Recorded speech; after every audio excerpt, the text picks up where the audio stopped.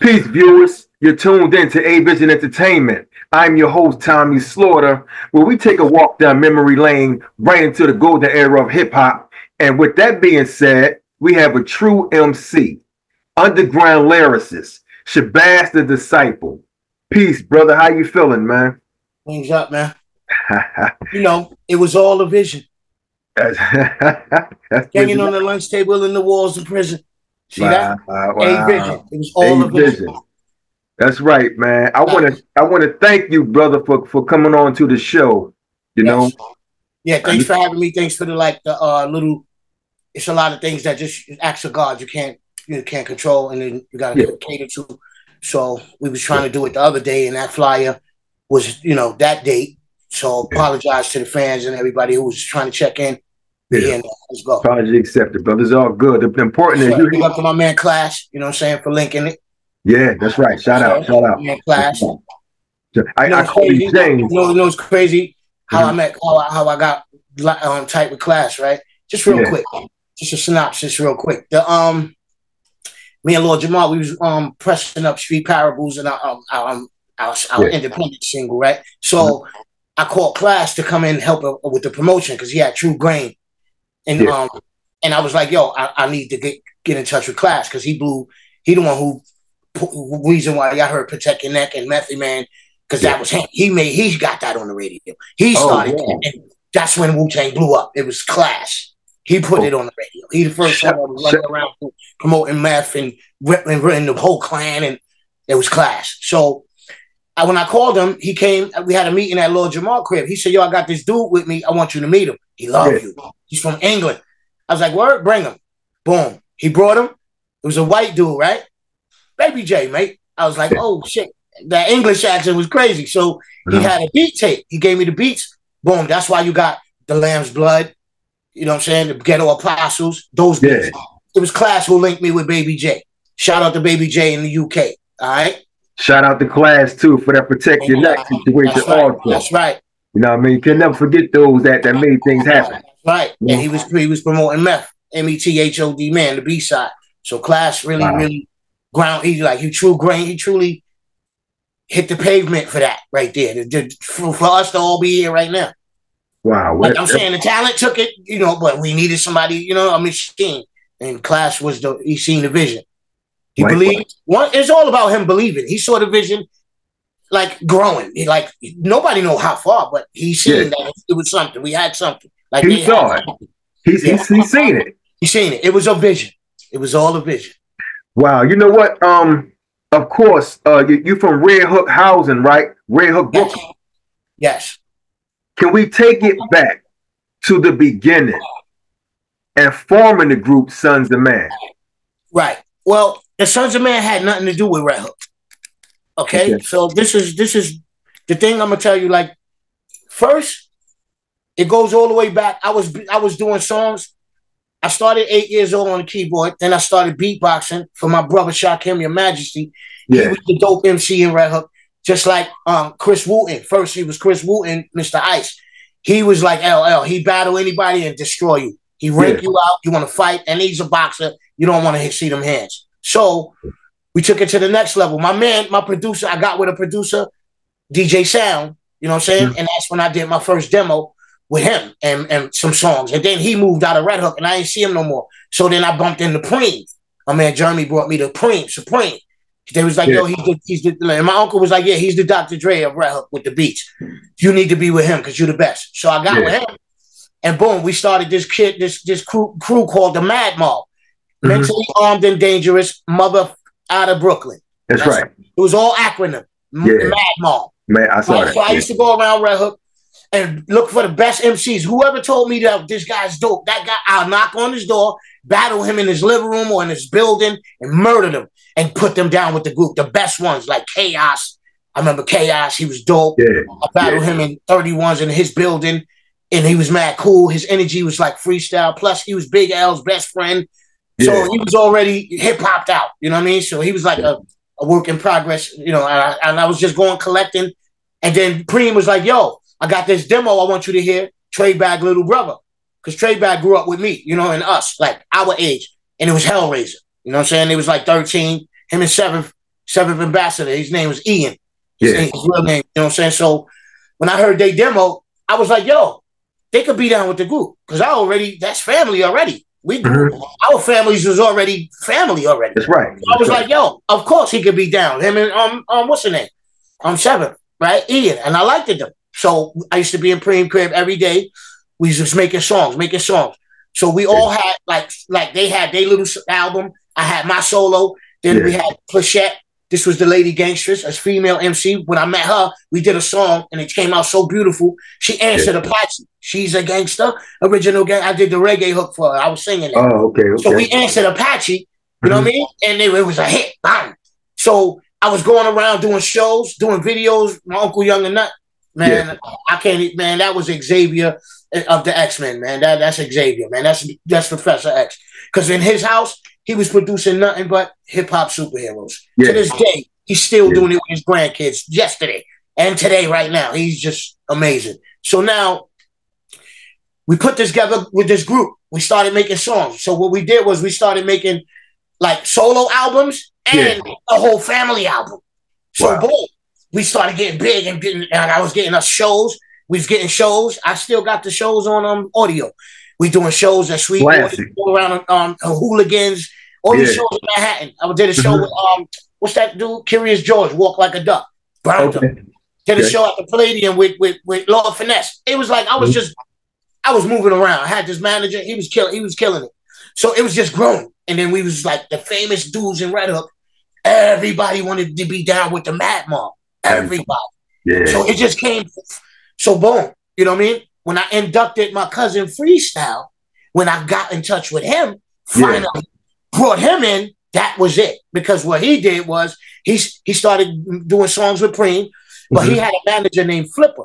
Flipper was the dancer, like and back in the days in the 90s, dancers was like the dudes. Like they were. They was the top, they was the stars. All the girls, all the clubs loved the dancers. That's right. Flipper, I would say in New York at that time, he was like number 1 or number 2 dancer, the most biggest dancer.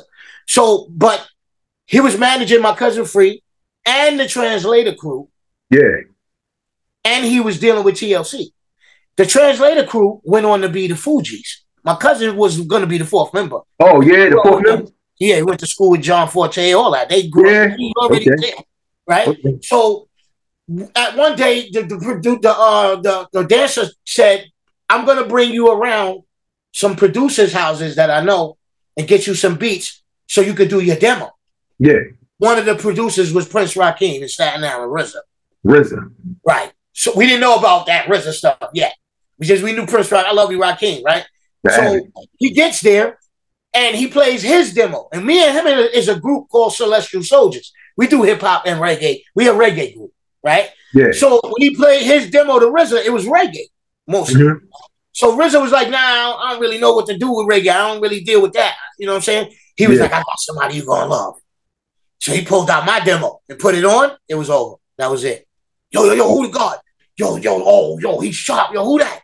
Ray. He said all of them was in the room. GZA, Deck, and they all got up and came in the room. Yo, who that? The whole group. All of them. Not all of them, but like 3 or 4 of them. Yeah, some of them, yeah. Oh, they co-signed it right there. RZA was like, yo, call him. That was all. That's all he needed to hear. That's right. Me. He's like, yo, I gotta sit you. I was like, yeah, I remember Prince Rakeem. We love you, Rakeem. He's like, yeah, but right now I'm doing this Wu-Tang Clan. I'm putting together my crew. I came back and got my niggas, and it's gonna be some kung fu. Like, you know, I said, yeah, Channel 5. He's like, yeah, we put it in some hip hop battle stuff. That was banging. I said, that's dope. That was dope. That was dope. Everybody and their grandmother watches Channel 5 video, the karate movies at 3:00. That was on dope. Channel 5, and then we go outside and we testing out Snake. You know, I was the best Snake out there, not no Snake person. Yeah, I know. Yeah. You're talking about the style.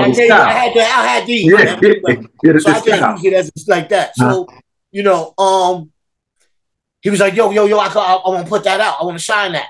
I want to put that out. He's like, yo, you got a B-side? I was like, what you need? He said, a bloody story. I said, I just did one. He said, come to the studio. Come to the studio. Meet me up here at Battery Studios. So I went up there and played committing all robberies, trying our best to live fat poverty. Everybody lost it. Yeah, GZA was like, yo, what the he showed up, he got it under the speakers, said, you hear this? Killer, that's when I met Killer Priest, right in that studio. And True Master was there laying down the beat for Brooklyn Zoo for Dirty. True Master was in there doing it, right? Yeah, he was there too. Yeah. I remember this like it was yesterday. And Sophia Chang, Chinese lady from Warner Brothers, that was Dirty's manager. She was there. She pulled us to the side in the hallway. And she was like, yo, Wizard, I want to sign them. He's like, yo, those are my proteges. I already got a plan. So right there, the kind of like bidding war a little bit started, like right there on the spot. Like, so, as days go by, he's like, yo, come over here. Come, we do the video, Cream. We pulled up on him with the nothing to fuck with. Yeah. I'm sorry, I don't know if I can curse, but in chess boxing, like I was always in their videos. I was always there. So then one day he was like, we had a meeting in Firehouse, and he was like, yo, this is how I'm gonna do it. I'm gonna do Baz 3 singles, right? He was talking to me, Cream, and my Mad Mob family, because I used to bring them everywhere I go. Yeah. So he could know I'm looking out for my brothers too. You know what I mean? So and what was the 3? Cream? Crime. Me, RZA, and Preem had the meeting. Yeah. In Firehouse. But everybody was there. And they was, everybody was there working and doing whatever. But we was really like planning it out what we're gonna do right now. Yeah. So RZA was like, yo, I'm gonna do the 3 Bad singles. I'm gonna produce them, and I'm gonna get the whole clan on all of them, and mething them, the hooks and all that, and we're gonna do the videos for those. Yeah. And then Baz, you could split the other 9. I only want 12 songs. He's like, yo, you could get, you could have Preem do the other 9, or since you just met Carlos Best, Pedro and them, you could split it up with them. Like, I was like, yeah. So me and Preem agreed, like, we do our best 5 with him. RZA got those 3, and then I'll split the other, you know what I mean? Like other one up with the other brothers. Yeah.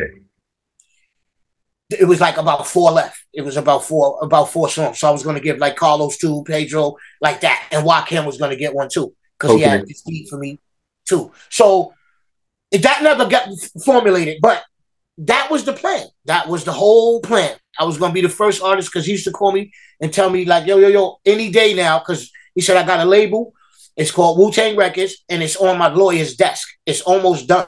The paperwork is almost done. So any day, you're gonna be the first artist. We're gonna do it. So that's what the whole plan was. And then I think it was Sincere. He was working at Polygram. He wanted to sign. So here's the thing. When he called me one day and said, yo, I got something you fit perfect on. This was when it got real serious.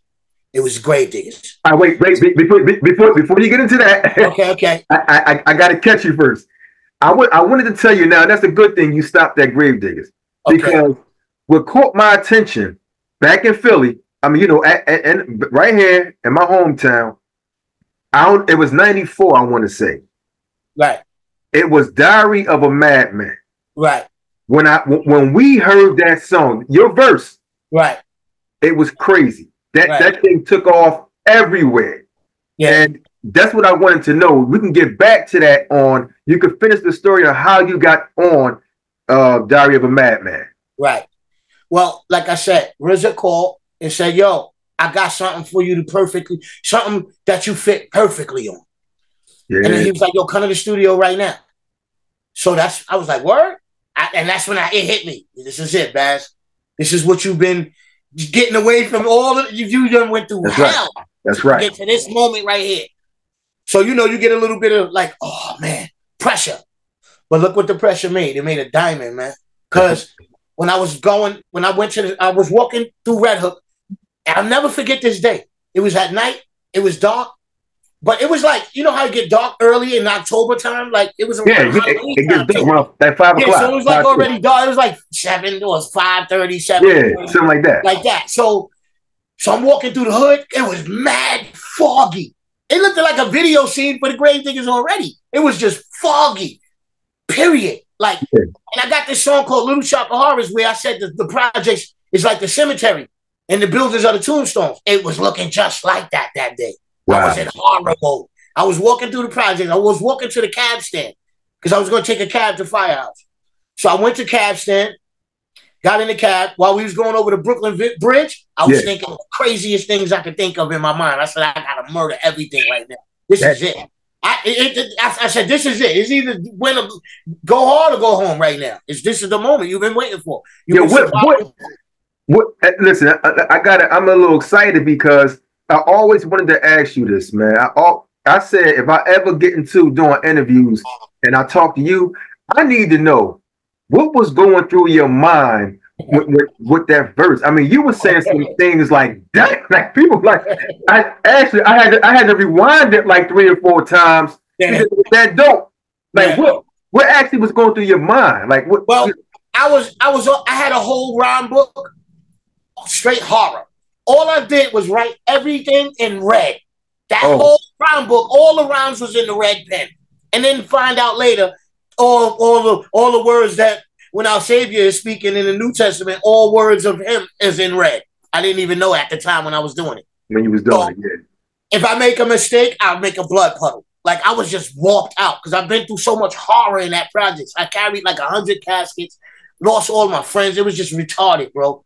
Seen them blow brains out. Oh, they ain't have no bullets left at my head. I've been through it. So I was thinking of the craziest things I could think of because this is it. And this RZA already heard my demo, so he already knew I was perfect fit for that. Yeah. I was already doing that before I met Grave Diggers. I didn't know about them, right? Yeah. So I was already straight horrid up and street, and I was just all versatile, reggae, everything. But that was a perfect horror. That was a perfect fit for you. Yeah, you said he said, yo, you perfect for this. Yeah, that's perfect. He's perfect for this. He said, I thought about it. RZA's a smart brother, man.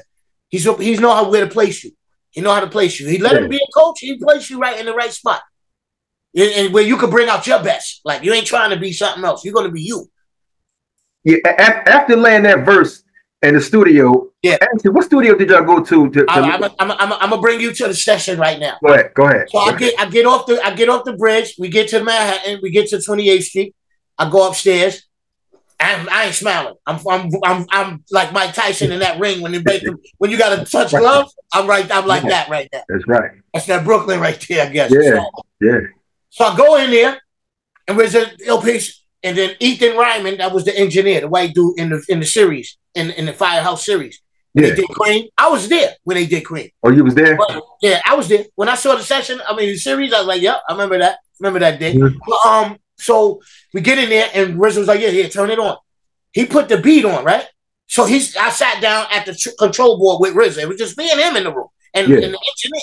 So I didn't meet Prince Paul. I didn't see Prince Paul and Poetic and Frupon yet. I didn't even know they was there. Oh, yeah, no. Another room. I think they went somewhere else, and they were in some store or something. Okay. So he put the beat on, and I looked. I was like, what? I looked at RZA. I looked at the speaker. I said, give me a pen. And then Pedro came in. I said, give me a pad. Pedro came with, the yellow pad, the studio pad. Yeah. I pulled out my red pen. My good old red pen. Yo, that's when he said, hold on. And he brought all of them in. Prince Paul, Poetic, Fuquan. I met them. He's like, yo, we're going right to this one. Yeah. He liked this one. He didn't even have to play no other beat. That's all I needed to hear. So boom. So we in the room. We all sitting there, right? And I'm sitting down on the couch, gone. I'm not even in the room, bro. I wrote it in 2 minutes. I sat back and chilled. RZA was standing up, you know how he do, coming up with stuff. He was like, hold on. Yo, God, you finished? I was like, yeah, I'm finished. He's like, yo, what? Yo, let me hear that. Let me hear what the God got. I stood up and held my book to the heavens, and I screamed that verse. Be a witness. Yo, they crumbled and threw it in the garbage and walked out the room. That's what I wanted to know. How was their reaction? Yeah, like they the look on their faces. Yeah, they crumbled and threw it in the garbage and walked out the room, bro. Straight up, bro. Prince Paul was laughing. Yo, what the fuck? Yeah. RZA was like, yo, go in there and spit that. You go first. I went in there. I did it one time. No ad-libs, nothing. One take.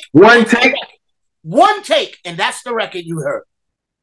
One take. Yo. I didn't do no doubles, no ad-libs, no doubling up words, or how you go in. Give me a second. None of that. I just did it fine. And RZA was like, yo, that's it. Session over. Made copies. Everybody went home with the verse, with the copy. And when the next day I brought Killer Priest to get on it. Because that was my partner at the time, Killer Priest. We was the Disciples of Armageddon. Yeah, I know. Yeah, Right. yeah, I know. Right. Because we was a 2-man group. There was no Sunz of Man yet. That's where that comes in at. So when I brought Priest to the studio, he got on the record, right? He went right after me. So when RZA, by the time RZA got there later on, he's like, nah, Priest, you can't get on that. But I didn't understand why he did that. Yeah, I was going. Yeah, that too. Right, I'm gonna break that. What happened with that? Yeah, I'm gonna answer that because we had a vote. We was like, nah, he's ill. Let him go. He's like, nah, he can't be on that. I said, nah, we gotta have a vote. So it was me, Pedro, Prince Paul, and Ethan Ryman, the engineer, and RZA, Killer Priest, and Killer Priest in the room. Yeah. So we all had a vote. Me, Prince Paul, Pedro, Ethan beat RZA 4-1, and he said, all right, he could get on the record. But I gotta go after the God. You can't go after Bash. I gotta go after him. So then he erased Priest verse. But I got a tape of the verse with Priest on after me. You was first though. You went first. Hold on, that was a motorcycle. I can't hear you. Yeah, you went first. Right, I went first, and then when I brought Priest, because nobody got on it the night that I did, he shut the session down. He was by yourself. After I did that, everybody they had to go home and take that home and come up with something. So when I got there with Priest, Prince Paul, he was in the lobby. He was like, "Yo, Bash, look in that room." Because they was in another room, like a small room, and they was like, they had the beat playing, and they was all trying to write all three of them. RZA, Prince Paul, RZA, Fruquan, and Poetic. They was in the room trying to write. I went in the other room with the engineer, with Priest, and I said, let him get on it. He's ill, let him get on it. Yeah. So he got on it, but then actually RZA left. And then when he came back, he heard Priest was on it. Nah, you can't be on that. That wasn't his plan. So I kind of like got excited and, you know what I mean? Maybe I was wrong, you know what I mean? But he didn't get mad at me, nothing like that. But I understand it now. This is what happened.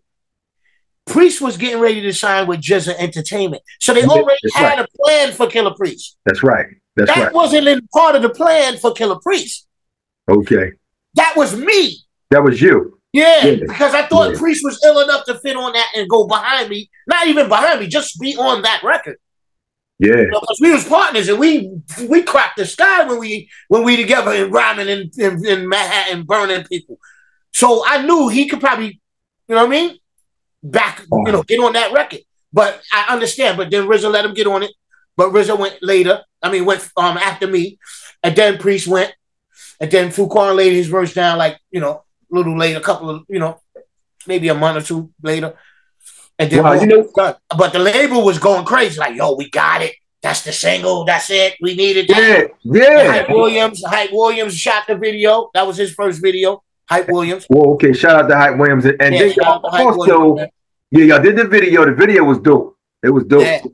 Yeah, we did it at the it's like a church, like right on Delancey Street area, like East Houston Street, like Cats. I don't know if you're familiar with the I'm familiar with Philly like crazy though. We could go all the way there with the Philly. We talked about that. Frankfurt and all that. So shout out to Philly, man. I love y'all, man. I miss y'all, man. Word, man. My uncle moved. Back, man. I used to be out there. My uncle Ryan Razell the Great, my best friend, he was living out there. I was out there with him, and he used to work for the corporation. I told you, like I used to drive around. I know everything about Philly. With that bridge go right by the Eagle Stadium, all that. We get off. We was in the parking lot shooting a video. Right. I was just ignoring. I'm loving Philly. Yeah, you was all over there. When me and you had talked about was on the train on the Frankfurt. Yeah. We talked about Frankfurt, but I was talking about the Frankfurt with the train over the street. You're like, yo, I'm on that train right now while we on the phone, brother. That was crazy. That was crazy. It's still like that. It hurts me to see. You know what I'm saying? Kensington looking like that, man. Yeah, it's still like that. With that trank decomposing, you know what I mean? While they not. That hurt me because I used to be over there shooting pool. It was a lot of fun over there. Went back, you know what I mean? Yeah. It turned out to be crazy. It's a severe drug zone. That thing crazy. Just like Cali, downtown LA. You in Skid Row, that's the first place I ever saw it look crazy like that. Oh, yeah? And then right down the block is the Staples Center. You see all the bright lights. It look beautiful, rich over there, and it just look crazy over here. Oh, I didn't know that. I didn't know that. Yeah. Trust me, I seen it. I didn't know that. Well, look, also, let's talk about the grave diggers, right? You did your thing on Diary of a Madman. Right. Then you also came back and did Graveyard Chamber. Right. So Rizzo was like, yo, I got to get you on another one. You killed it. Everybody love you. He had a plan. I guess that was his plan to up my price, I guess. Okay. Because the next day, when I got there, right, when I said I brought Priest the next day, and they was in that other room, Prince Paul was like, yo, everybody want to sign you right now. You know? I was like, no. He said, Madonna, Maverick Records. She's the first one. Madonna? Madonna wanted to sign first. Right? Yeah. And then Sincere, then John Baker at the video shoot, he came with his cane. You and Priest come to my office in the morning. I'm signing this up DOA. Yo, everybody was just throwing everything at us. It was crazy. So what we did, this is where we're going to spin into the Sunz of Man. It's perfect. Yeah. What we did was we went with the Atlantic Records. They told us to go bring back, go bring us back something, and we're gonna sign y'all, right? So we in the studio doing our album in Manhattan, Electric Kingdom. I never forget that. It was like West 4th Street area, downtown Manhattan, where they play the basketball games at. Mm-hmm. Like Fat Beats area, Fat Beats, the store in that area where Jay-Z used to be selling CDs out the trunk in Papaya, 50 Cent Frank, that block. So I used to have Hell Razah with me every day, and he had Prodigal with him. Because remember, when I got there, him, Prodigal, and 60 was already there. Yeah. It was already there, because 60 was with Dirty in them. And yeah, they was already down with that. Yeah. So when I got there, I brought Razah, they was already down with that. We came from Red Hook. Wow. So boom. But Razah was like 15. He was a kid. Yeah. So he couldn't really break day with us every school day. On the weekends, he could hang a little bit, but like on the weekdays, it was a wrap. Wow. He couldn't, he had to go to school. He was a kid. Yeah, he was a kid.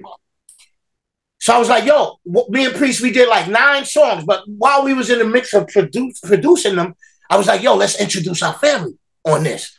Yeah. Like that. So we introduced them on 2 songs.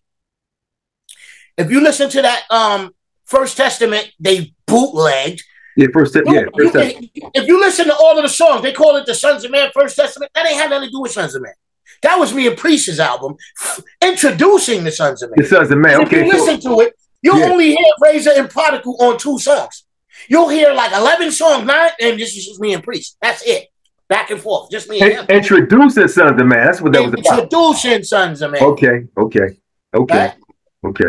So that's how that formulated. That's where that came from, right there. So then now I used to bring Priest and them to Red Hook with me to hang out with me, and I made sure I introduced them to the right people. So if they ever out there, they good. They ain't got to worry about nothing ever.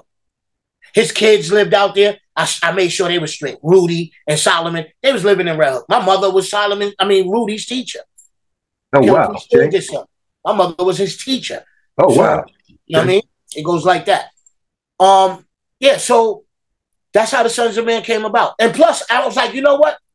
We should push this first. Like, because my whole thing was always look out for your brothers if you get on, right? Yeah. So my whole idea right then and there was, look, let's push Sunz of Man first.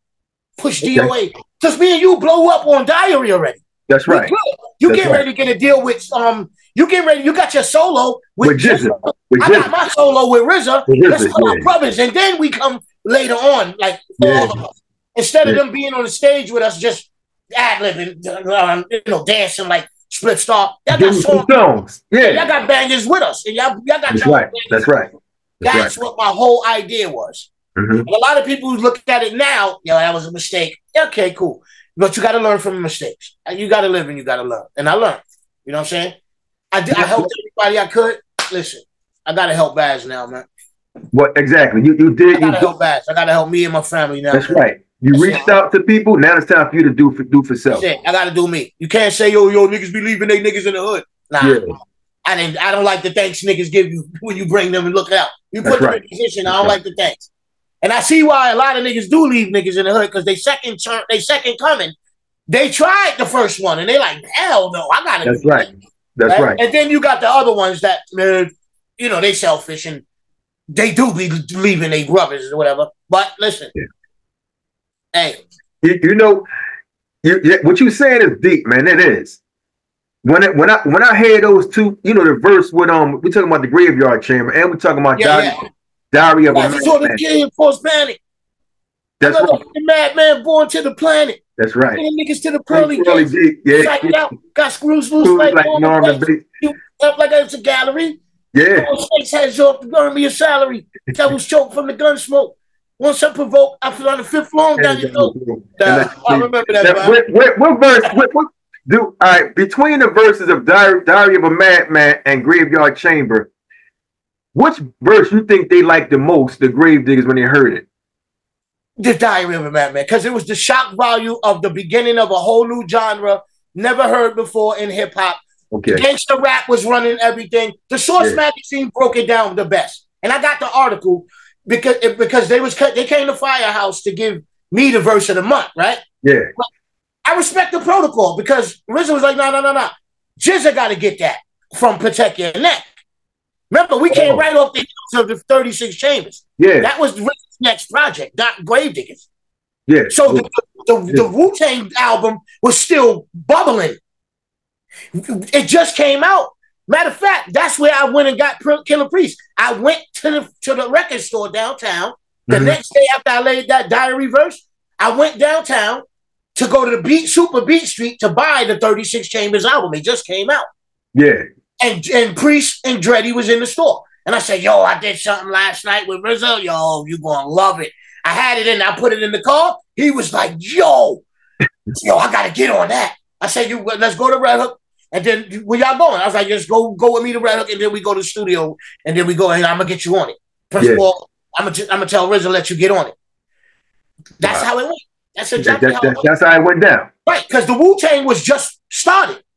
They was in the making. They was in the making at that time. Wu-Tang just started.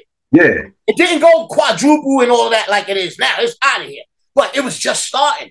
Yeah. That's when Class was pushing it on the radio and getting it going. It was the beginning. That G the promoter from Philly. Yeah, G. Yeah, I know G. G the promoter. He went hard too. He went hard. Yeah, he did. Salute to G. I don't even know him, but I know of him and I know his track record. Well, I want to say that they used to come down here to the Trocadero on 10th and Arch. It was where they had shows at. And G the promoter always was back there with them. Yeah. Okay. That was that lady and that man who owned all the clubs? They probably owned the Troc. You know what I'm talking about? I forgot their name. It was like a husband and a wife, and they owned They did. Right? They owned the Trocadero, them too. But I know my Philly. I know my Philly. Yeah, I see. You already know. I forgot their names, but you know what I'm talking about. Yeah, but they was running they brought everybody out. They was killing it. Yeah. But yeah, that was one of the first shows we did with the Gravediggers. The first show we did was in Philly at the Greek Fest. No, the first show, I think so. Yeah, because it was the Greek show. One show I went to when the Gravediggers came was down Dancers. It was called Bobby Dancers, and only two showed up.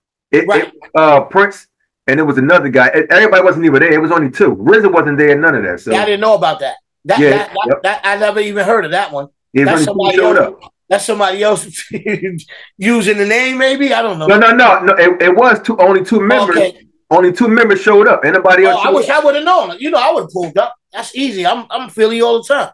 Yeah, I was probably out there and didn't know. Nah, I would have heard about that. Yeah, this was like 90. This was like 95, like 94. I'd have heard about that on the radio because I was always with Kobe Cole up there, 99. Yeah, Kobe Cole. Kobe Cole. Is he still with us? Like with the living? Yeah. Cole. Okay. He not doing that no more, but he's doing other things though. Okay. If you ever see him again, tell him Shabazz the Disciple said peace, man. Okay. That was a good brother, man. I love that brother, man. Yeah, he always supported me, bro. Always. Yeah, Kobe Cool. Yeah, radioactive. Kobe now Cool. It's the other guy now. Yeah. Now they got him. Yeah, in Power 99. Oh man, that's crazy. Mike, what's his name again? The new guy. No. He took his spot, and like he's the guy up there now. It's this guy. I know what you're talking about. I forgot his name. I can't remember the name. I'm bad with names, man. I got it. It's because I never met him in person and shook his hand, looked him in the eye, so I don't know his name. but I would never forget his name. Damn, his name Wild Man Jack. What's his name? What they said his name? No, his name is you know what? Damn, it's crazy. It's right at the tip Maybe of the my tongue. fans can help in the comments. I don't know. Maybe they know. Yeah. I don't even have it live though. It's pre-recorded. Okay. Yeah, I forgot. It'll come to me though. It'll come to me. Yeah. So look, you know, can you share a song that holds a particular special meaning to you and explain why? You said one song? Yeah. Can you share a song that holds a particular special meaning to you and why? Right. One Shabazz song. Yeah. Or anybody else's song. No, your song. Oh, wow. I would have to say I'm Breathing For You is one of them up there because there was like, you know, we was like 18. It was Easter 3rd. Yeah. Easter Sunday, April the 3rd, 1988. And, you know, me and my friends, we went to the Manhattan to go to movies and then Coney Island. You know how Easter Sunday do. Yeah. You know, brothers that go, you know, your moms you bring you to church in the morning. It depends on how old you are. You go to Coney, you go to Manhattan, to the city, 40 Deuce, and watch a movie, and then you go to Coney Island and end the night there. So we went to Manhattan, did a movie, came back, went to Coney Island. Mm-hmm. And we met up with our other 5 friends. But when it was time to go home, we got on the train, and it was the first stop and the last stop, Stillwell Ave, Coney Island. So 20 dudes got on the train, and my man Poochie, God bless him, he was standing up on the pole, and him and one of the dudes had a fight because they knew each other from school. They had a fight before the Easter vacation. The school went out. So, but the fight ended real quick.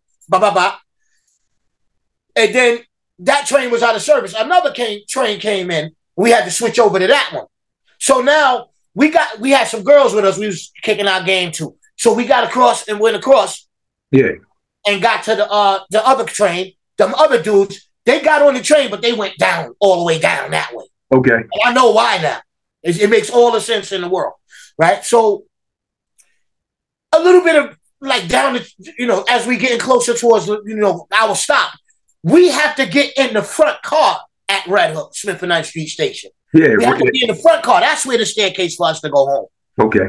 So we had to go past these guys now. Yeah. So that's where it went crazy, right? Yeah. Fight started again. Then it was 20 of them, 8 of us. They was getting knocked the fuck out, right? Yeah. So now one of them, he was just sitting there in the chair, just watching everybody quiet. And he had a big, like a black, you know, the housing black bag, the garbage bags. Yeah. He had one of those full of stuffed animals. Now I found out that they was going around sticking up all of the games, taking all of the animals. He had a bag full of animals. Yeah. He's sitting down with his hand in the bag, quiet, just looking at everybody. I said, damn, he got it on him. He got it. I knew it. I felt it. Yeah. He was quiet. He got it on him. That's right. He got it. He's sizing everybody up. That's right. So I went and stood, like he was sitting where he was sitting. I went and stood against the door right up in front of him because I was on him. So my little cousin, he was like 14. He stood with me. And he was everywhere I was going. Mm-hmm. So my other man, he was sitting, and another dude was sitting with him. Once my dude threw that other dude in the yoke, he got up and pulled out the gun. It was on. He came at me, but he missed. He hit my cousin in the arm. Like, he did shoot? Yeah, what? He hit my cousin in the arm. It went through. Wow, he hit Poochie in the chest. He fell, had an asthma attack. He hit Joe. God bless, you know, Joe too. Joe, because he was like big. Like he looked like Shaq. He was big, like big. He was Diesel. He was the biggest one out of us. So Poochie was the big, like, you know what I mean? He knew this one with the heart. He's the leader. Those two, the biggest. I'm getting all of them. So he planned it out, bro. When I look back, he hit Poochie, bang. He hit Joe. They had a Rambo knife. Remember the one with the compass? Yeah. Stabbed Joe with that. Wow. He shot Joe again because he was the biggest one. He was trying to get rid of him. Yeah. Yo, then Poochie was still on the floor. Yo, he pulled the coat off him, put the gun right on sat it on his temple while he was on the floor. Shot him? Shot him. Dang. Bro, the blood started spreading. I'm like, oh, shit. So I'm the last one standing. I had my cousin get under the seat. Him and his man came to me. He had the gun under the coat. His man snuffed me. I didn't even feel that. I peed on myself. He put the gun here. Yo, bro, he put the shit right here. Click. He ain't had no bullets left. Wow. And everything. At that moment, right there, I felt like I died. I left my body. I was over the train watching the whole thing. Yo, I was gone, bro. Then the doors opened. We all jumped off. There's nothing we could do. But I didn't realize it. I forget about what I could have did and should have did and all that. Yeah. I don't want to hear that. That moment, we didn't know what to do. I just did what I knew to get my cousin out of there. How many of y'all were shot? 4?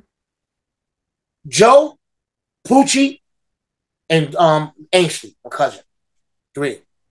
Poochie died.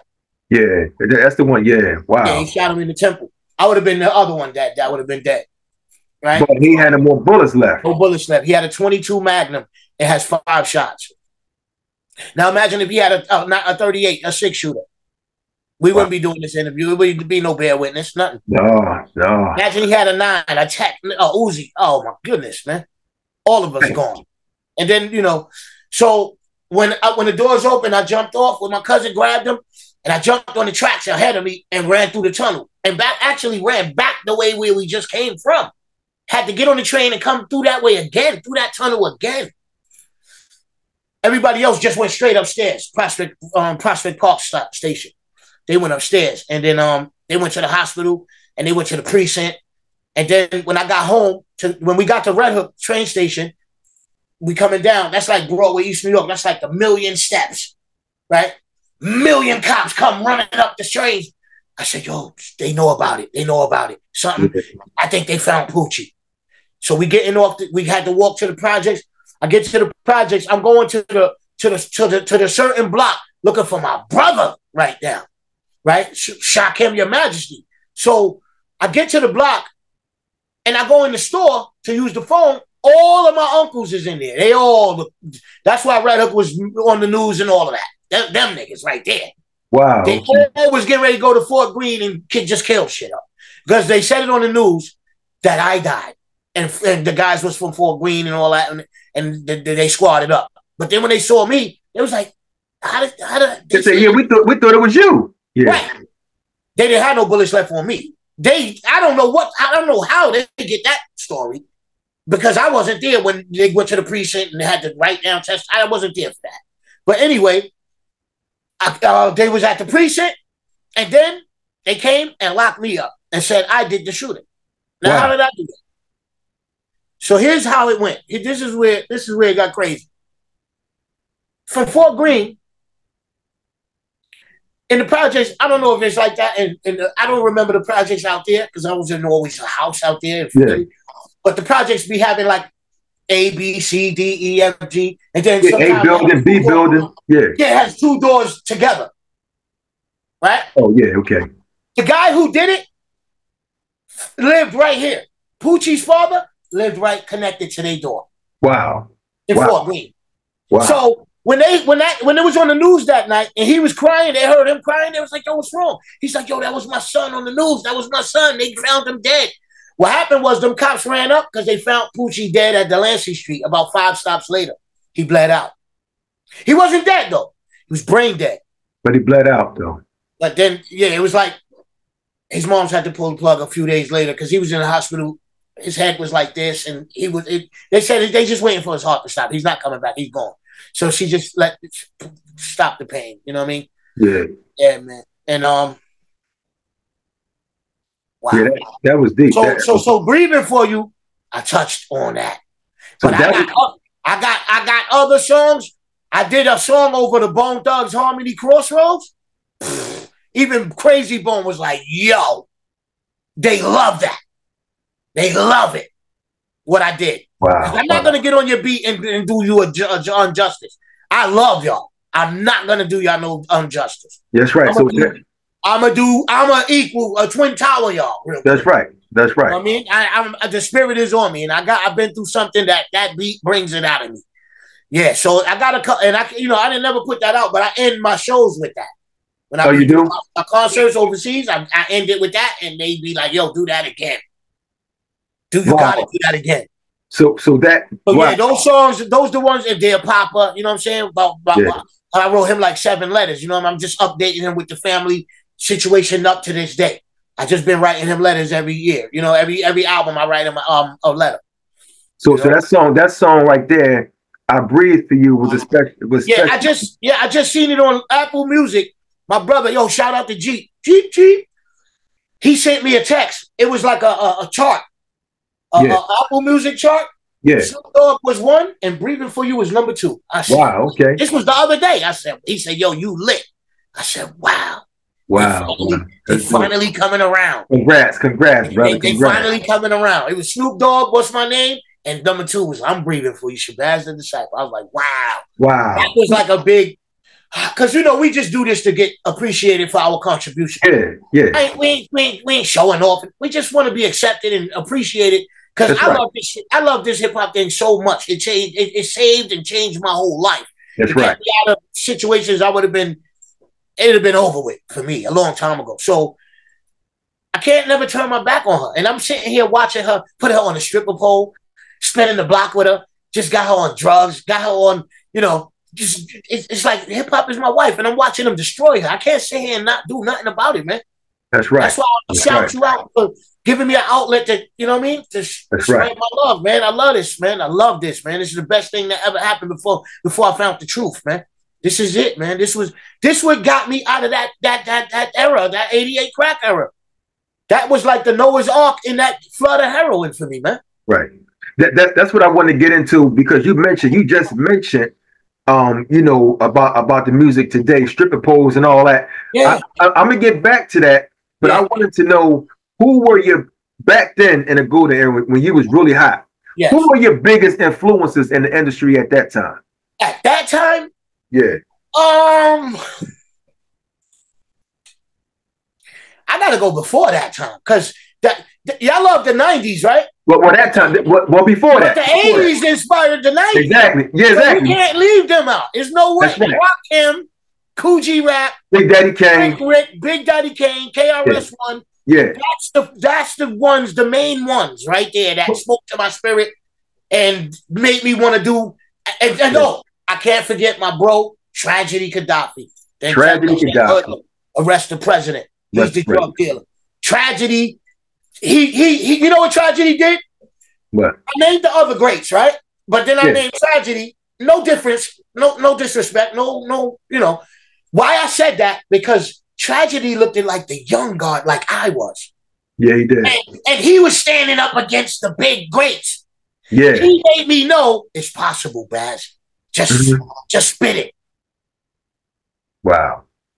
That's what I got from Trash. I love Trash. That's my brother. I just laid down the hook for a joint that's gonna come out. He's on it. I just laid down the hook the other day. Wow. Trash. I got a couple of joints out with him right now, but we're gonna do a project too. We was talking about it already. Well, this is another thing that I found very important, right? Crime Saga. Yeah. Was one of many 12-inch singles that you released throughout the 90s, right? Yeah. But for some reason, I still can't fathom the Book of Shabazz, Hidden Scrolls, wasn't released till 2003. Because I left the label. Okay. That's all that is. I left the label, and what I did was, I got a baby on the way. Oh. Deja. I'm like, her name is Quadeja. Okay. I had a baby on the way, and I'm like, you know what? I got to get this bread right now. I was doing tours and all that. I said, I need that. I needed Pampers. You know how that goes. That's right. I needed some extra cheese. Mm-hmm. So I just put that out, and I just threw songs together. It's like when you say an album, right? Mm-hmm. I go in there and I do the whole album with a chorus. Right. That was just songs that I had laying around, and I just compiled them like a compilation. Yeah. That's all it was. But the real Book of Shabazz was chapter 5, The God's Still Alive, Breathing for You. This be the 4th chapter from the Book of Shabazz, your Exodus. I was doing 1, 2, 3, 4, all the way up. I never got to put that album out. I left the label. That was me and Carlos Best. We was doing the whole album. Carlos. What label was that? RZA's label? Penalty Records. Okay, okay. That was after RZA's situation. After RZA. Yep. Well, Crime Saga still took off regardless. Yeah, and then Big Pun, I met him, and Cuban Links was like, yo, I was going to see Carlos in a New Yorker hotel. It was a hotel he had a studio in, right across the street from Madison Square Garden. Yeah. So I'll go in there, and they was filming like a TV show downstairs on the first floor. Chuck Chillout was doing a TV show, and he had everybody there. My cousin, Lost Boys, everybody. Yeah. I was like, oh, I didn't know they was there. And it was like, oh, yo, what up, Bass? And I went in there. He's like, yo, Cuban Links was like, oh, yo, Bass, my brother want to meet you right now. He brought me in there to Big Pun. I was like, oh, what up, bro? He's like, yo, Bass, I'm going to tell you, I got my whole thing from you, Crime Saga. That did it. That's where I get my style from. Yeah, wow. And I'm going to do a song with you and Killer Priest, and we're going to call it Let Him Have It. He did it? Let Him Have It. He did do it, though? It was done? This is what happened, right? Right after Baby J was there with me, right? We was mixing down. This was 97. We was mixing The Lamb's Blood. That's why we and Lord Jamal was there too. We was mixing Street Parables, Lamb's Blood. We was mixing. We already was recorded. We was mixing. Carlos was mixing our stuff. Yeah. Right? So when I got Pun number, he got my number. He was in Miami calling me every day. Yo, I was like, yo, I'm getting ready to I'm packing my bag right now. I got to go to Europe. I got a 15-show tour, me and Freestyle. I'm not going to be back. He said, yo, I'm coming. I'm flying in tomorrow. This weekend is the deadline. I got a last song I got to do for my album. Yeah. Capital Punishment. I missed it. That is the only thing I wish I never missed. But I had a tour and I was contracted to go. I was leaving that day. He called me and told me the deadline. I was like, yo, just get my other family members on it. That's why you got the song with Deck in them and all of that on Pun's album. Okay. That's why you got that one. Okay, so you pulled that string to get them on there. Yeah. Oh wow, okay. That was dope. Yep. So yeah. But I when you rewind the movie and you look back at certain things you wish could have went different, that is definitely top 2. The other one, D&D Records. We used to be in D&D every day. Doug, the owner, he used to call my house every day. Doug, D&D. He's like, look, Primo's going to remix and do all the beats, your whole album. I didn't do it. That is the regret I got in the music, in my career. So who did Crime Saga? Was that Primo? That was Carlos Best. Wow, so you didn't get a chance to work with Primo? Nope. I was Gangstar every day. I was with them all the time. B-Room, all that. I was there when he made Biggie, Kick in the Door, and Kick in the Door. Crack Commandments. I was there when he was in the B-Room. Oh, you was there? Yeah, he was like, yo, how this sound? I was like, yo, he gonna love it. Then he was like, yo, I'm going to Daddy's house. We went with him. But we stayed downstairs because we had some other business down there, over there. Yeah. Yep, we was there when he did that. And he said he got to go track the 2 Biggie tracks. He went to go track at Daddy's house. Yep. Wow, when I hear lyrics on songs like Grave Diggers, like Radiation, Radiation, man. Oh man, woo! Yeah, Graveyard Chamber. Are there any books? You know, Radiation is COVID right now. Yeah, basically, yeah. And that was 98 when I did that. Yeah. You think about that. Panic, Warfare, Radiation. Fruquan made that beat. That was banging. Was banging. When he put that on, I lost it. Like when RZA played Grave Diggers. That was another time when it stopped me in my tracks. What the hell is that? Grave Diggers, I went off right away. I just went off right away. Went off. But that's what I was saying. Like with your lyrics and your way of thinking when you writing them rhymes, like, are there any books or films or artwork that have influenced your lyrical style or themes? No, it's just real life. And I think it's just I'm an antenna from the Most High. I'm like an Ethernet cable. He just sings he's speaking through me. Yeah. He's saying what he wants y'all to hear. Okay. He ain't gonna come down here and talk to you. You think you ready for that? Thunder and lightning and storm?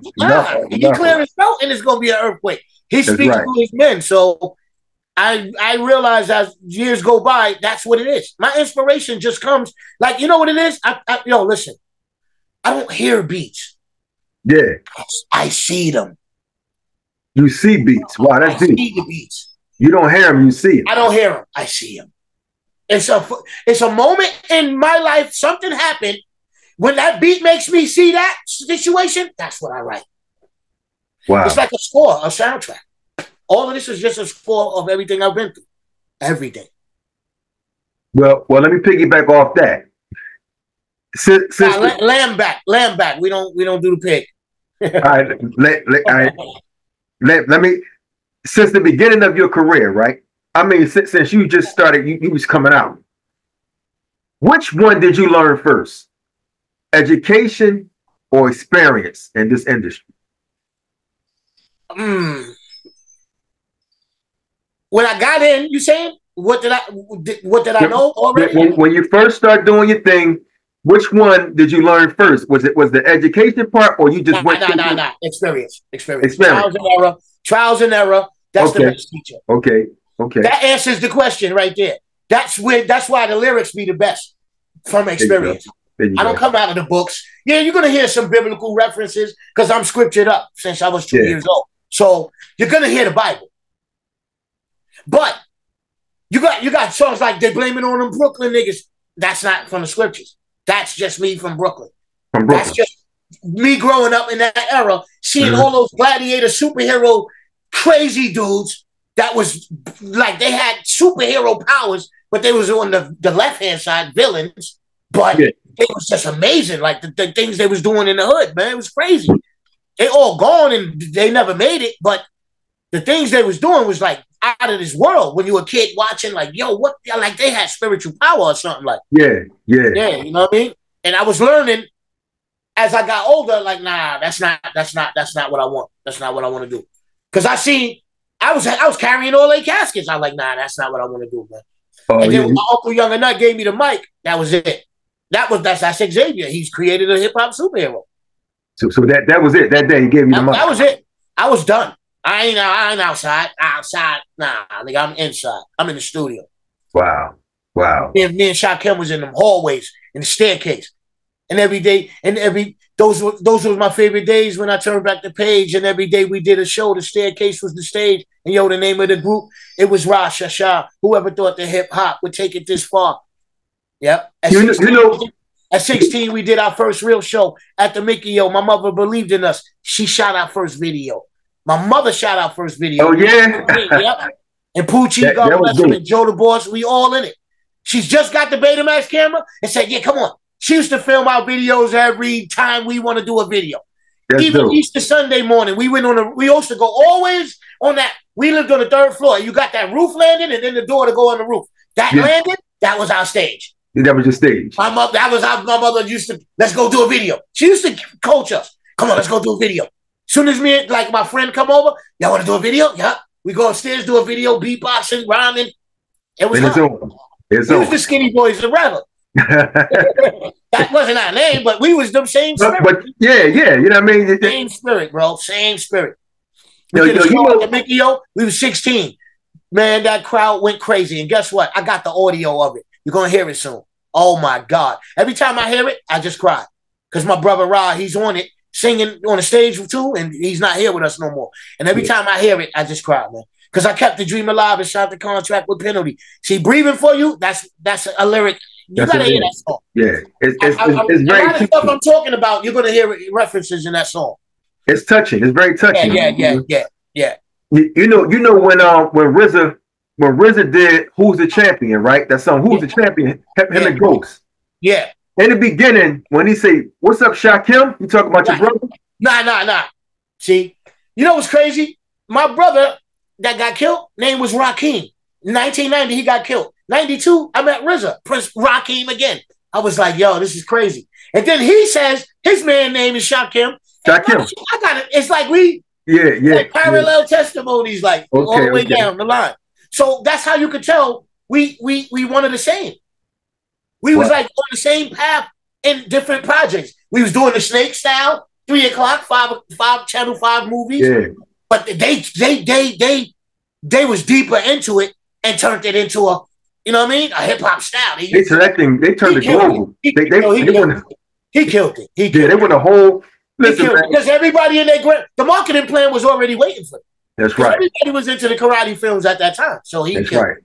He killed it. That was a genius move that he did. It was genius. It was genius. And I didn't ever see a group last this long, this powerful, ever in hip hop or music. Period. Besides like Kiss and Prodigy, them type of groups. But in the hood, we don't hear about them. No, heck no. Man. What are your thoughts, man? What are your thoughts on the current state of the rap hip hop industry? I call it rap because I can't say hip hop. Yeah, it's not hip hop. It's not MC. Yeah. What are your thoughts? KRS is an MC. That's right. Busta Rhymes, his stage presence, MC. That's right. Your stage performance, no lip syncing and dancing and you do what you do, but because Kane made dancing fly. Yeah, he did. He was raw. He was rugged, and dancing was the top thing of the day. That's why he had Scoop and Scrap. Even Heavy D and Scoop and Scrap. And the boys. Trouble T. Roy. That's right. That's right. They reminisce over you. Right. So the dance, and then you have Redhead Kingpin. That was probably the top dancer at that time. Flipper was number 2. It was Redhead Kingpin. That's right. There was some dancers that was very big known in New York City. And the Redhead Kingpin was them, Heavy D, Scoop and Scrap, Big Daddy Kane, and Flipper. Yep. So how do you feel about the current state, like what's going on now? Well, I think it's looking more like an agenda it's weaponized to do more destruction than, because when we was conscious erroring, Poor Righteous Teachers, Brand Nubian, you know what I'm saying? They was enlightening us, making us feel good to be black. You know what I mean? Yeah, they were. Now, you got to be a criminal. You got to just spin the block, kill brothers. I look at it like this. It's like all the female rappers right now is sending our daughters to the stripper pole. That's right. And all of the drill rappers are sending our sons to the prison hole. To the prison, yeah. And those are the words I'm just saying right now from my brother No Name from Cali. He said that to me the other day on the phone. It's either the stripper pole or this prison hole. And I'm like, yep, I'm going to expound on more on that concept. Because that's exactly what's going on. That is what's going on. It's like all the girls are just nasty, ratchet. Got these girls going to the clinic, just being nasty and no care. They ain't looking for no husband. They looking for a sugar daddy. It's disgusting how we looking right now out here. They even got the young girls getting BBLs. You talking about you know what I mean? Like, I seen dudes with BBLs in the club. Listen, that's sick, man. What is this? Yo, it's just crazy right now. And hip hop used to be that voice that uplifted us and you know what I mean? Like helped us along the way. It did. That help is gone. It's like that silenced the lambs. It did. You know what I mean? Yeah. And now the biggest rappers they only invest in is the ones who's going to send your son to jail, because that's that industrial prison complex. Or the woman going prostitute. Prisons got to be filled up, and they're using hip hop to do it. Or prostitution. That meeting they had that meeting. So. Yeah, it's deep, man. It's deep. They're giving rappers shares in that, doing that now. Like Baby and all of them. They got shares in those prisons now. Because they using their music to fill them up for them. I heard. It's so crazy what's happening right now. Yeah. And TV just mesmerizing everybody and making you think that's the way to go. Because the kids follow TV. They think that's God on there. Well, if you think about it, the scriptures, one thing that God tells you is that in the last days, you will have this stuff going on. That's right. So what you see now is already written. It's already written. It's prophecies. It's prophecy. And plus, it was already written. And plus, as it was written. It's already written. And you can you remember how when you was a kid, you get a pop-up book? Yeah. And the pages pop out, like the house. That's right. Yeah. That's the Bible right now. They popping up on breaking news. Like he said it was going to be an earthquake in a diverse place, right? It's coming. What that means? A place that is not normal for earthquakes. Yo, the buildings were shaking in Brooklyn a couple of months ago. We had 2 in Philly already. We had 2 over here. So that's earthquakes in diverse places. The pop-up book is. It's coming. The prophecies are popping out of the book. It's about to go down. It's about to go down. Shout out the Great Millstone, GMS. They got North Philly GMS brothers too. Okay, shout out to them, man. Can you? Yeah, they break them scriptures down correctly and get us on point. Yeah, I'm all into Jubilees, the Apocrypha. I got Maccabees. You know about the Apocrypha, the 14 books. All right. So I got the 1611 King James version with the Apocrypha in it. Yeah. See, I'm already in it. I'm always reading my literature all the time. Because if you just got the book, it's 66 books. Then the other 14 makes it 80. Yeah. They got a Bible, the King James 14, the 1611 version. Yeah. It has all 80 books. The Apocrypha is still in it. Because it was like right after Malachi. Right after Malachi now is the New Testament, Matthew. But that's where the Apocrypha goes, between Malachi, the end of the Old, and then Matthew, the beginning of the New. The Apocrypha was right there. And in my book, the one that I was told to get by the Great Millstone, the Apostles, it's right there. It's in there. So I got the whole book. Man, I'm listening. For me, it's an addiction. And if I come down that way, if we do business, I'm gonna bring you a 1411, a 1611. I'm gonna give you that as a present. Oh, cool. Yeah. I think that, that's the best present I could give a person, a human, especially I appreciate that right now. I appreciate it. I thank you for that, man. And I ain't saying a gift, because a gift destroys the heart. I'm talking about the word of the Most High. Genuine. Ain't no better gift than that. Ain't no better gift than that. That's right. Can you? You know, I wanted to go back to this. Like, can you talk about any challenges you faced as an artist dealing with contract issues or money that was that's going to always happen. You know, where you're not going to get your bread. I mean, I remember one time. This is funny. I remember one time me and Carlos was at Firehouse. We was working, right? So Penalty Records, Neil Levine, right? He's the owner. He was right down the block on the same block as Firehouse. So he's like, he called and like, yo, y'all checks is here. I got y'all checks. We was like, oh shit, let's go get our money, right? Yo, we go there. He give us a check. Yo, man, that shit was 54 cents, bro. Yeah.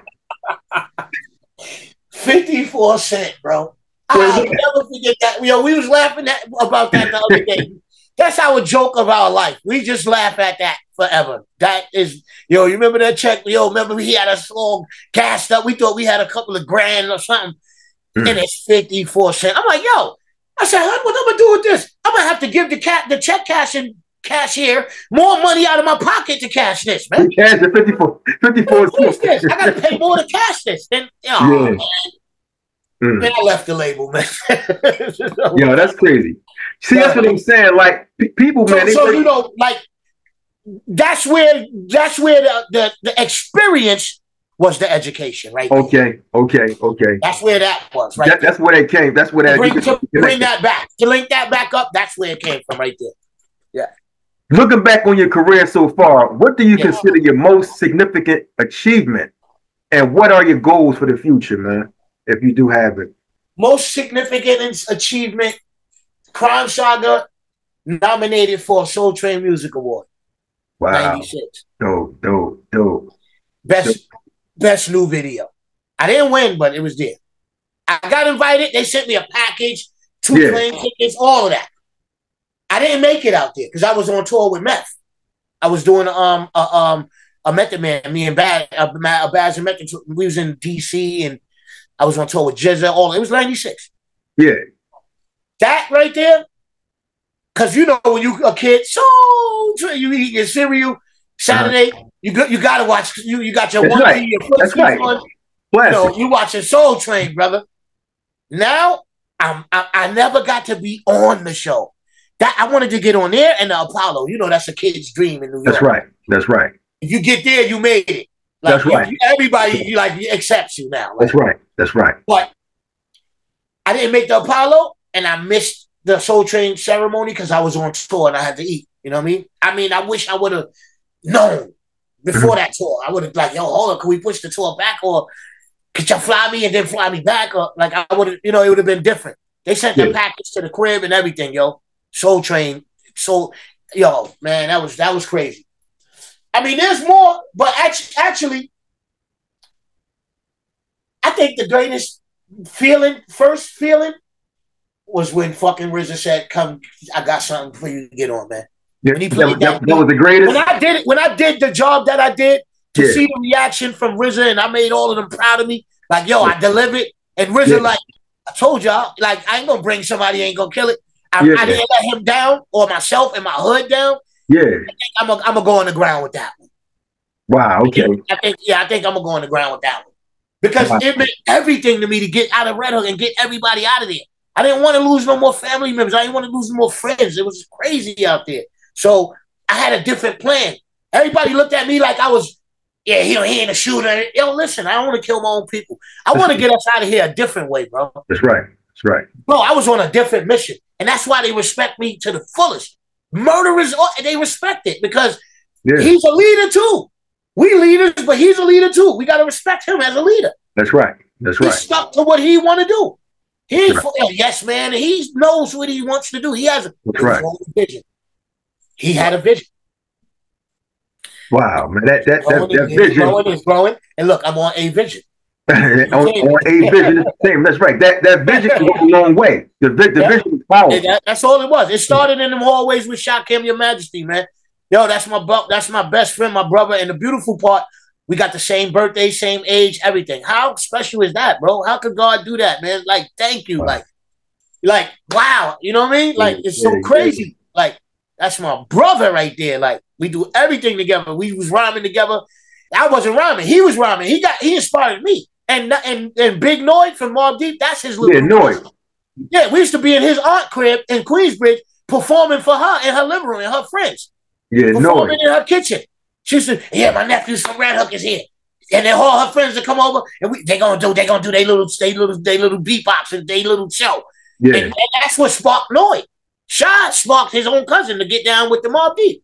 Oh wow, okay. Yeah, that's how Noyd was. He was only like 12. He was under us. He was little. He grew up with us in Red Hook. He was little. That's why they did murder music in front of my building, because he grew up there. He grew up right there, right? Yeah, with us. He grew up with us. Yeah. Family, bro. And I met Tragedy back then. Before he even came out, Ben met him. In like 86, 85, I met Tragedy in Aunt Trisha crib, Noyd Moms. And man. We used to go out there all the time, bro. Jump on the GG to 21st Street. Walk through for what's that, Queens Plaza? What's that, Queen, whatever, and then 21st side. Right there. Walk to the project. We used to be out there all the time. And Astoria. We used to be out there all the time as kids. Always. Because Sha had a big family, and I love his family, man. It's like mine. I love them as family, bro. A lot of talent, good people, just like my family, just talented, super talented. Everybody's talented. Yeah. He's everything. And then my uncle is just still going. He's still producing hip-hop musicians and superheroes. He's amazing, bro. I'm just watching him like, wow, like, yo, when I see his grandson and them cutting it up, he's only 2 years old, 3 years old. He's jumping on the table at the parties, at the jams, and cutting it up, pulling back, and I'm like, yo, I don't even know how to cut. Like, he's 2 and cutting it up crazy, spinning it back and everything. And he's like, yo, I got to fight him to get off the tables. He don't let me DJ no more. Because he always on it. I said, that was us at one time when you gave us that mic. I said, yo, you still doing it, bro. 50 years later, you still going. Still at it. Beautiful, bro. That's Xavier, the Professor X, man. He got this. What's that? Well, he had an orphan. What's that? An orphan. And he was creating the superheroes. Oh, what was that? It was an orphan, right? Yeah, that's what my uncle was. That he had I'll call it a school because we wasn't orphans. Yeah. He had all the MCs come upstairs. We had a room. We shared the same room. He had the speaker in the window jamming, the whole crowd outside. Mm-hmm. And I'm like, yo, I didn't know what the hell was happening. It's like 73, bro. I'm like 4, 3, 5. I'm like, yo, what is this? Yo, baby. And then he had all the MCs coming upstairs, getting on the mic. I'm on the bed, wired, like everybody passing the mic around. I'm just sitting there, a little kid, yo, amazed, blown. Yo, it was like a hospital bed with like 10 IVs. I was getting charged up. Wow. One day he gave me the mic. That was it. That was it. That's all she wrote.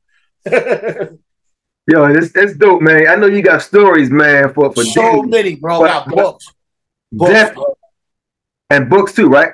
Yeah, man. I'm coming with that. I'm about to do that. I got a documentary coming.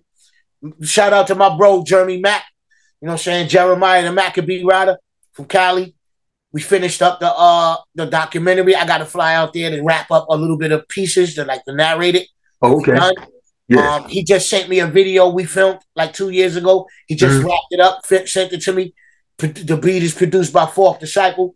Yo, this video, I got my Denzel on. I was on the run. I'm going to just say, I ain't going to tell the title because they be stealing. Yeah. I was on the run in the woods, sleeping bag and all that. That's all I'm going to say. It's crazy. Wow. Video is crazy. Well, that's going to be dope. He just sent it today. I watched it and then I took a nap and woke up to talk to you, bro. Because I had a long morning. You know, shout out to my sister and her partner because I had to pick them up from the airport early this morning. And then I said, you know what? Since I'm out here, let me just do my daily runs because I don't want to go to sleep and get up and then have to run and rush back to do this. I just want to get it all over with, rest, fresh for you. Well, I appreciate that, man. Yes, sir, brother. Death be the penalty, right? Yeah, man. That's Fourth Disciple. Yeah, okay. Death be the penalty. It was originally for Sunz of Man track, right? Right. This is what happened, right? Yeah. Fourth, Pedro did all of the beats for me and Priest, right? Yeah. Then we had one day where Fourth had his turn to produce. So that's when Killer Priest told me, yo, I got this other guy who might fit in the group. Yeah. Me and him was a group before, and I want to bring him around so you can see if you like him. And that was 60-Second Assassin. Okay. He wasn't there for the whole beginning and the birth of everything like that. He came in then, and when we had Fourth session.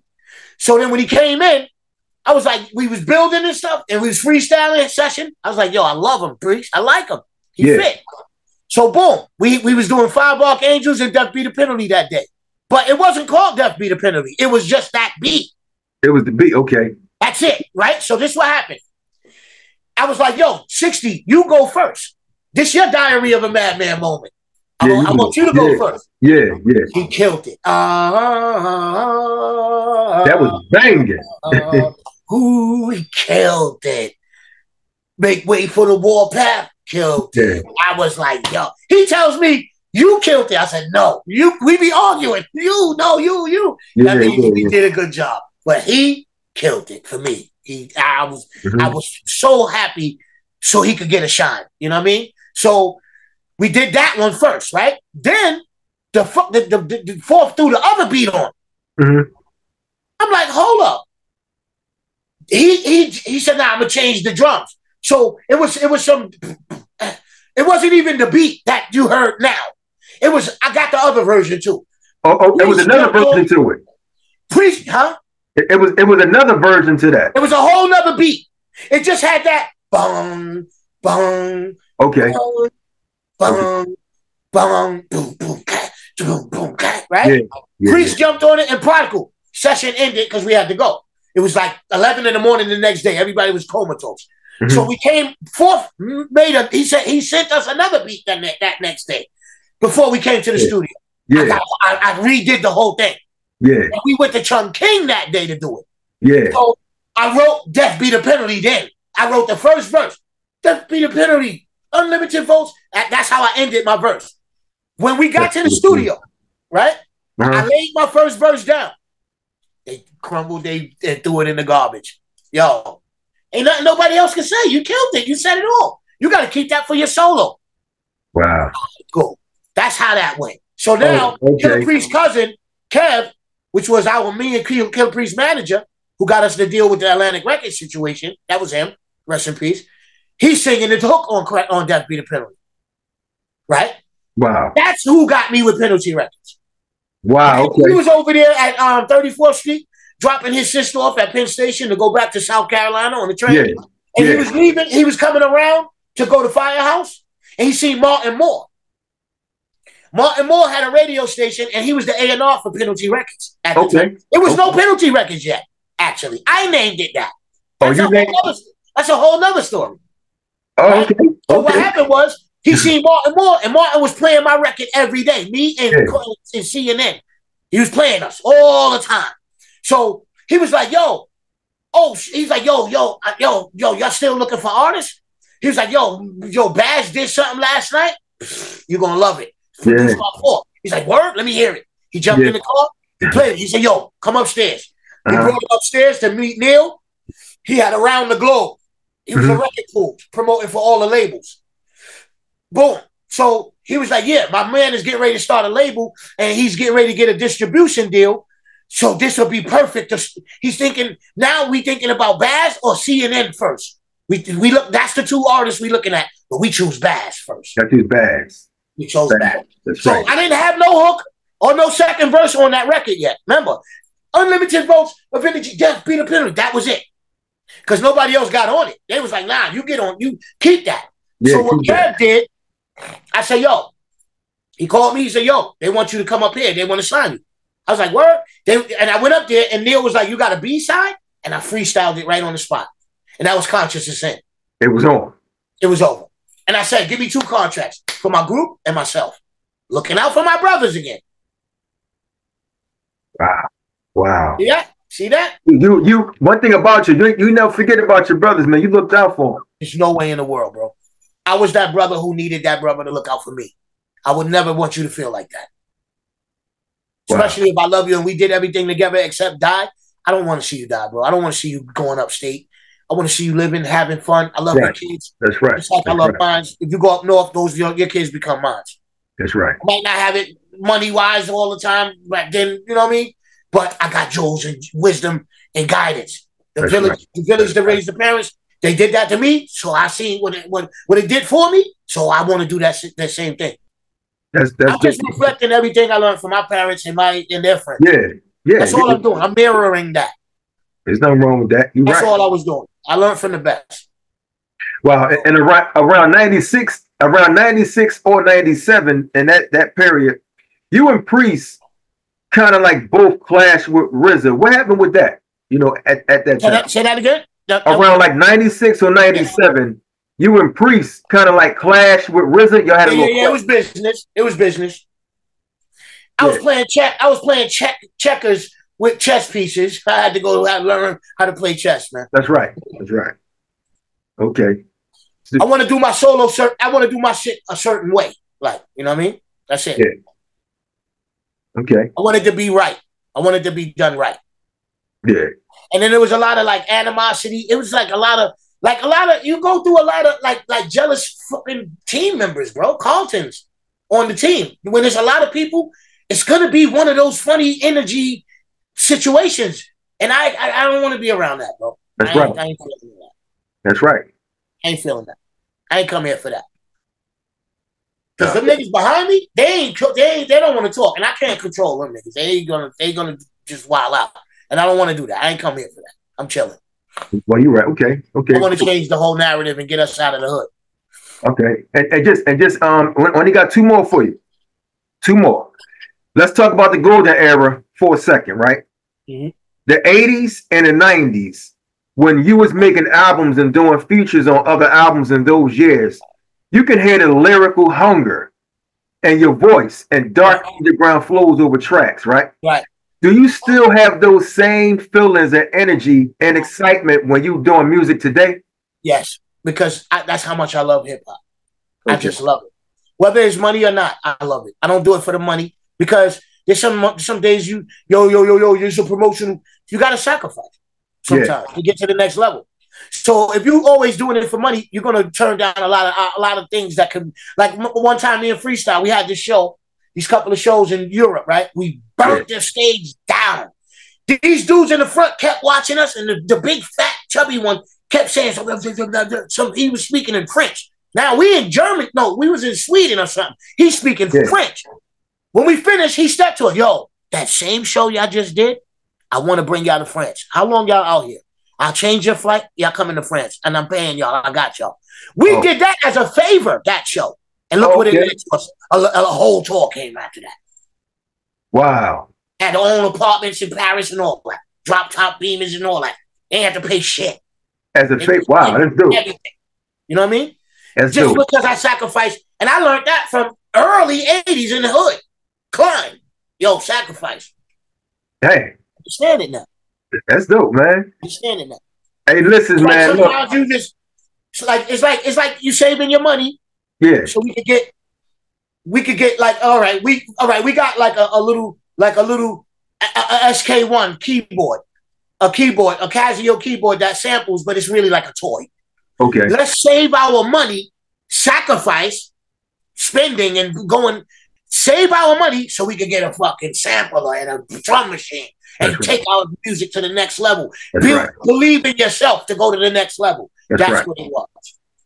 Wow, man, that's right. That's right. That's dope, man. You did some great things, man, you know, over the years. And I learned that from Calvin, man. Did great things, man. Great man.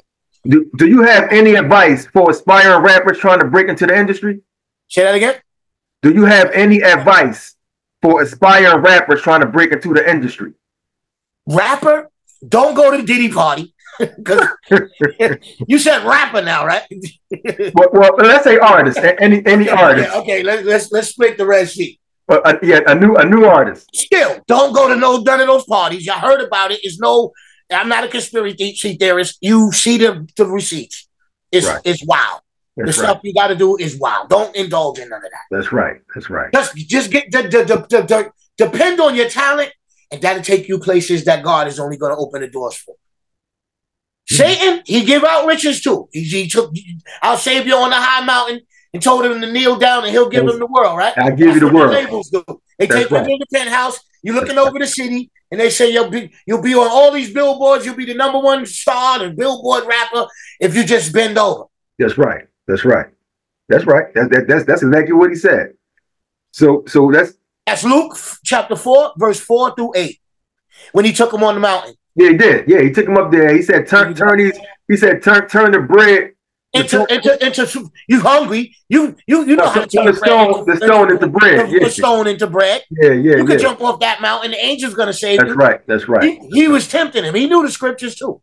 And he said, "Get thee behind me, Satan." Get thee behind me. That means I ain't get out of here. Fuck out of here. You know, in 2024 hood term, fuck out of here. Viewers, we had Shabazz the Disciple, man. This man had my brother, man. I always love Philly. I love, you know what I love about Philly the most? The brotherly love that it lives up to. Today, I think drugs and the music, the agenda music kind of tampered with it, and the drugs, especially. It did. That trank and them drugs tore it up. Yeah. But when I was coming out there, love, bro. Love. It was all brotherly. Y'all was brothers, bro. I seen brotherhood. That's right. That's when I was a kid going out there. I seen brotherhood. You don't see that out here. Everybody at each other's neck. Yeah. Yeah, it was brotherhood. Y'all had your own stuff, black businesses. It was just beautiful. I love Philly. Yeah. Talk about Philly, man. It made me feel like a champ. And then, of course, the Rocky steps. I had to run up those a couple of times in Center City. Yeah. You went the other day. You went down to art museum. Yeah. Yep, man. Listen, man. Look, I thank you, man, for this interview, brother. I really do. It was dope. Yeah, no problem, brother. Salutations, and anytime you need another one, and let's talk a lot. You know, like Class said, if it's any shows, anything, you know what I'm saying. Like I got connections to a lot of brothers. You know what I'm saying? That we could make a whole big thing, like, you know what I mean? Yeah, let's do it. Yeah, like you could, think about it and just work towards it, and let's stay in touch. And if you want to do more interviews, I can even help you get other artists if you want, all of that too. That's I'm all included. Appreciate that. I really do. I just want to help my brothers. I want to see you get where you got to go, because it was all a vision. Appreciate it, brother. I do, man.